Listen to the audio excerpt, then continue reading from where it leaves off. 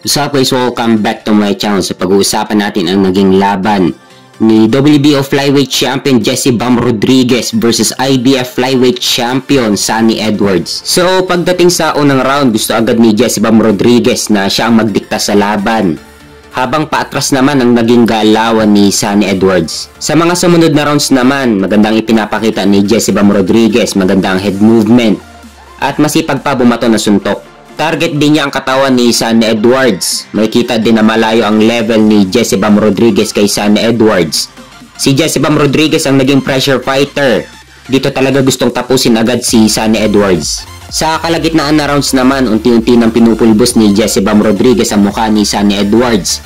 Nakatama din si Sunny Edwards pero baliwala lang kay Jesse Bam Rodriguez. Makikita sa round 6 na nasaktan si Sunny Edwards sa patama ni Jesse Bam Rodriguez.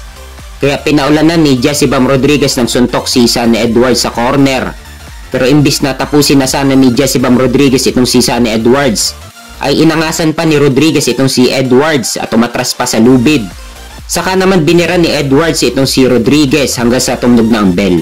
Sa mga sumunod na rounds naman, may kita kay Sunny Edwards na kahit pinupulbos na ang mukha niya, nandyan pa rin yung puso niya na hindi basta-basta sumusuko sa laban. Sa round 9, dito na bumagsak si Sunny Edwards for the first time sa kanyang pro boxing career. Matapos tamaan ng kaliwa ni Jesse Bam Rodriguez, kitang-kita na nahilo talaga si Sunny Edwards. At bago magsimula ang round 10, hindi na nagpatuloy ang kampo ni Sunny Edwards. Dito na hininto ang laban, panalo si Jesse Bam Rodriguez via TKO sa round 9. Si Jesse Bam Rodriguez na ngayon ang bagong Unified WBO and IBF Flyweight Champion.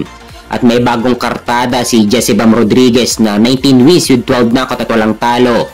Samantalang si Sunny Edwards naman ay nalasa pa ang kauna-unahang talo nito sa kanyang professional boxing career. At bumagsak ang kartada sa 20 wins with 4 knockout at may isang talo.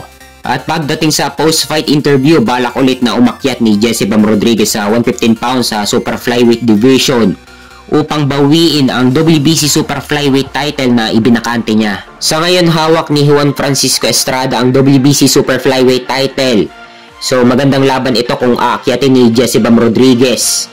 Hawak dati ni Jesse Bam Rodriguez ang WBC sa Super Flyweight at ginawang franchise champion naman itong si Juan Francisco Estrada. At binakante naman ni Jesse Bam Rodriguez ang WBC at bumaba naman siya sa Flyweight Division. At pinaglabanan ni Estrada at Chocolatito ang WBC na binakante ni Rodriguez. Kaya ngayon gustong bawiin ni Jesse Bam Rodriguez ang WBC na pinanghahawakan ngayon ni Juan Francisco Estrada. Magandang laban ito sa 115 pounds. Abangan natin kung maikakasaba ito ni Eddie Hearn.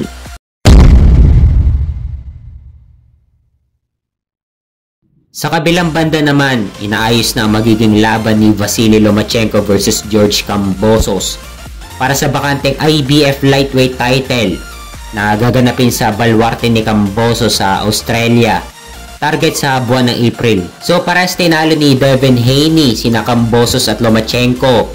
Itong labang ito itong magiging madugo dahil parehas palaban at pressure fighter itong si Lomachenko at Kambosos. Naging mandatory na rin si Kambosos sa IBF ni Teofimo Lopez at tinalo niya si Lopez via split decision at naging Unified Lightweight Champion.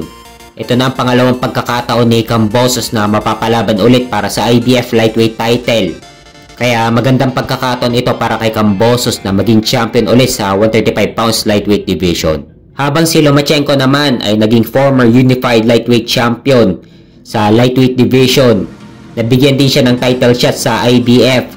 Hawak ni Teofimo Lopez ang IBF Lightweight title at hawak naman ni Lomachenko ang Unified WBO, Super WBA at WBC franchise lightweight title. Isang unification ang laban. Dito nadali si Lomachenko kung saan panalo si Teofimo Lopez via unanimous decision. Kaya ito na rin ang pangalawang pagkakataon ni Lomachenko na mapapalaban para sa IBF.